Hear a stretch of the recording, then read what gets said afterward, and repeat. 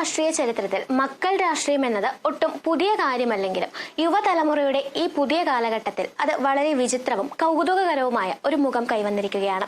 സ്വന്തം പിതാക്കന്മാരുടെ പാരമ്പര്യവും ജനപ്രീതിയും നെഞ്ചിലേറ്റിക്കൊണ്ട് യുവ നേതാക്കൾ ഓരോരുത്തരായി ജനഹൃദയങ്ങൾ കീഴടക്കി നിയമസഭയിലേക്ക് വിജയക്കൊടി പാറിച്ചുകൊണ്ടിരിക്കുമ്പോൾ മറ്റൊരു വശത്ത് ഒരു വലിയ രാഷ്ട്രീയ പ്രസ്ഥാനത്തിന്റെ തലപ്പത്തിരിക്കുന്ന നേതാവ് സ്വന്തം അച്ഛന്റെ അടിയുറച്ച തട്ടകത്തിൽ നിന്ന് പോലും തുടർച്ചയായ ജനങ്ങളാൽ തിരസ്കരിക്കപ്പെടുന്നു.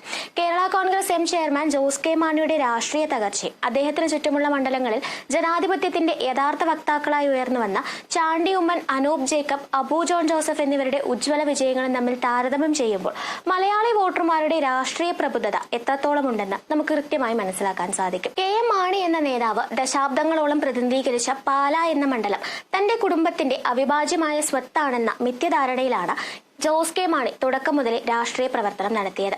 2003 ഒരു പൊതുമേഖലാ ഇൻഷുറൻസ് കമ്പനിയിലെ ജോലി രാജിവെച്ച് കെ എം മാണി മകനെ രാഷ്ട്രീയത്തിലേക്ക് കൈപിടിച്ചുയർത്തിയപ്പോൾ മുതൽ ഈ ഒരു അധികാര കേന്ദ്രീകരണം പ്രകടമായിരുന്നു. എന്നാൽ ജനകീയ കോടതി അദ്ദേഹത്തെ ആദ്യമേ തന്നെ ഒരു പാഠം പഠിപ്പിച്ചു. മൂവാറ്റുപുഴയിൽ അന്ന് 3ാം സ്ഥാനത്തേക്ക് പിന്തള്ളപ്പെട്ട ജോസ് കെ മാണിക്ക് പിന്നീട് കോട്ടയം ലോക്സഭാ മണ്ഡലത്തിലും രാജ്യസഭയിലും അവസരങ്ങൾ ലഭിച്ചെങ്കിലും അച്ഛന്റെ മരണശേഷം അദ്ദേഹം കാണിച്ച രാഷ്ട്രീയ അവസരവാദങ്ങളും അധികാരമോഹവും ജനങ്ങൾ തിരിച്ചറിയുകയായിരുന്നു. തന്റെ പിതാവിനെ കള്ളനെന്നും അഴിമതിക്കാരനെന്നും വിളിച്ച് ആക്ഷേപിക്കുകയും നിയമസഭയ്ക്കുള്ളിൽ പോലും അദ്ദേഹത്തെ പരസ്യമായി അപമാനിക്കുകയും ചെയ്ത ഇടതുപക്ഷ മുന്നണിയുടെ പാളയത്തിലേക്ക് കേവലം അധികാരത്തിന്റെ അപ്പകഷ്ണങ്ങൾക്കു വേണ്ടി ജോസ് കെ മാണി ഓടിക്കയറിയപ്പോൾ പാലായിലെ അഭിമാനികളായ വോട്ടർമാർ അത് നെഞ്ചിലേറ്റിയ മുറിവായി തന്നെയാണ് കണ്ടത്. ഈ ഒരു രാഷ്ട്രീയ പാപ്പരത്വത്തിന്റെ ജനങ്ങൾ നൽകിയ ശക്തമായ തിരിച്ചടിയാണ് 21 തുടർന്ന് 26 നിയമസഭാ തെരഞ്ഞെടുപ്പിലും പാലായിൽ നമ്മൾ കണ്ടത്.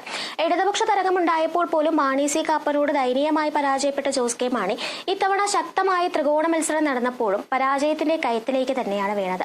ഇതിന്റെ പ്രധാന കാരണം അദ്ദേഹത്തിന്റെ പദവികളോടുള്ള അടങ്ങാത്ത ആക്രാന്തമാണ്. ജനവിധി മാനിക്കാതെ തോറ്റയുടൻ തന്നെ വീണ്ടും രാജ്യസഭയിലേക്ക് വിലപേശി പോവുകയും 26 തിരഞ്ഞെടുപ്പിൽ മത്സരിക്കാനിറങ്ങിയപ്പോൾ തോറ്റാൽ MP സ്ഥാനം പോകരുത് എന്ന കടമ്പിടുത്തത്തോടെ രാജ്യസഭാംഗത്വം രാജിവെക്കാതിരിക്കുകയും ചെയ്ത ജോസ് കെ മാണിയുടെ സ്വാർത്ഥത ജനങ്ങൾ കൃത്യമായി തിരിച്ചറിഞ്ഞു.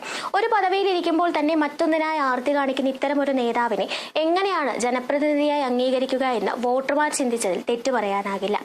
ഇതേ സമയത്താണ് തൊട്ടടുത്ത മണ്ഡലങ്ങളിൽ തങ്ങളുടെ പിതാക്കന്മാരുടെ യഥാർത്ഥ പാരമ്പര്യം ഉയർത്തിപ്പിടിച്ച് യുവ നേതാക്കൾ ജനങ്ങളുടെ ദാസന്മാരായി മാറി ജനവിധി തേടിയത്. പുതുപ്പള്ളിയിൽ ഉമ്മൻചാണ്ടിയുടെ മകൻ ചാണ്ടി ഉമ്മൻ കാണിച്ച രാഷ്ട്രീയ ശുദ്ധി ഇതിനൊരു ഉത്തമ ഉദാഹരണമാണ്. തന്റെ സഹോദരി മത്സര രംഗത്തേക്ക് വരികയാണെങ്കിൽ താൻ മാറി നിൽക്കാൻ തയ്യാറാണെന്ന് പ്രഖ്യാപിച്ച ചാണ്ടി ഉമ്മന്റെ ആദർശ ശുദ്ധിയെ പുതുപ്പള്ളിയിലെ ജനങ്ങൾ ഇത്തവണ 1,00,000-ലധികം വോട്ടുകളുടെ റെക്കോർഡ് ഭൂരിപക്ഷം നൽകിയാണ് അനുഗ്രഹിച്ചത്. അതുപോലെ തന്നെയാണ് പിറവത്ത് TM ജേക്കബിന്റെ മകൻ അനൂപ് ജേക്കബും ഓരോ തിരഞ്ഞെടുപ്പ് കഴിയുമ്പോഴും തന്റെ ജനകീയതയും ഭൂരിപക്ഷവും വർദ്ധിപ്പിച്ചുകൊണ്ട് 4ാം തവണയാണ് അദ്ദേഹം നിയമസഭയിലേക്ക് അഭിമാനത്തോടെ നടന്നു കയറിയത്. തൊടുപുഴയിൽ PJ ജോസഫിന്റെ മകൻ അബു ജോൺ ജോസഫും ആദ്യമായി നിയമസഭയിലേക്ക് എത്തുമ്പോൾ ഈ യുവ നേതാക്കളെല്ലാം കാത്തുസൂക്ഷിക്കുന്ന ഒരു വിനയവും ജനങ്ങളോടുള്ള ആത്മാർത്ഥതയുമുണ്ട്. അവർക്ക് എന്നും ഈ മണ്ഡലങ്ങൾ തങ്ങളുടെ കുടുംബസ്വത്താണെന്ന അഹങ്കാരമില്ല, മറിച്ച് ജനങ്ങളെ സേവിക്കാനുള്ള വേദിയാണെന്ന ബോധ്യമാണുള്ളത്. ഈ ജനകീയ നേതാക്കളും ജോസ് കെ മാണിയും തമ്മിലുള്ള ഏറ്റവും വലിയ വ്യത്യാസം അവരുടെ രാഷ്ട്രീയ ശൈലിയാണ്.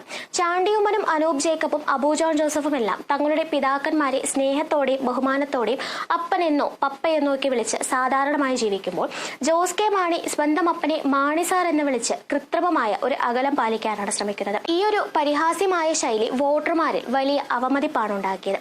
അതിലും ഉപരിയായി മറ്റു നേതാക്കളെല്ലാം സ്വന്തം കുടുംബത്തെ രാഷ്ട്രീയത്തിലേക്ക് വലിച്ചിഴച്ച് ഇതൊരു കുടുംബാധിപത്യ പ്രസ്ഥാനമാണെന്ന തോന്നൽ ജനങ്ങളിൽ ഉണ്ടാക്കാത്തപ്പോൾ ജോസ് കെ മാണി തന്റെ രാഷ്ട്രീയ പ്രചരണത്തിന് പാർട്ടിയേക്കാൾ കൂടുതൽ ഭാര്യയെയും മകനെയുമാണ് കളത്തിലിറക്കുന്നത്. അധികാരം എങ്ങനെയെങ്കിലും സ്വന്തം കുടുംബത്തിനുള്ളിൽ തന്നെ ഒതുക്കി നിർത്തണമെന്ന ഈ ഒരു സ്വാർത്ഥ ചിന്താഗതിയാണ് അദ്ദേഹത്തെ ജനങ്ങളിൽ നിന്നും പാർട്ടിക്കുള്ളിൽ നിന്നും ഒറ്റപ്പെടുത്തുന്നത്. പിതാവിന്റെ വിശുദ്ധമായ രാഷ്ട്രീയത്തെ തമസ്കരിക്കുകയും അധികാരത്തിന് വേണ്ടി ആദർശങ്ങൾ പണയം വെക്കുകയും ചെയ്തൊരു മകന് പ്രബുദ്ധരായ കേരളത്തിലെ ജനങ്ങൾ നൽകിയ അർഹമായ ശിക്ഷ തന്നെയാണ് പാലായിലെ ഈ തുടർച്ചയായ പരാജയങ്ങൾ. പാരമ്പര്യം എന്നത് അധികാരത്തിലേക്കുള്ള കുറുക്കുവഴിയല്ല, മറിച്ച് ജനങ്ങളെ സേവിക്കാനുള്ള ഉത്തരവാദിത്തമാണെന്ന് തെളിയിച്ച മറ്റു യുവ നേതാക്കളുടെ വലിയ തിളക്കത്തിന് മുന്നിൽ ജോസ് കെ മാണിയുടെ ഈ പതനം വലിയൊരു രാഷ്ട്രീയ പാഠമായി അവശേഷിക്കും. News desk India mirror.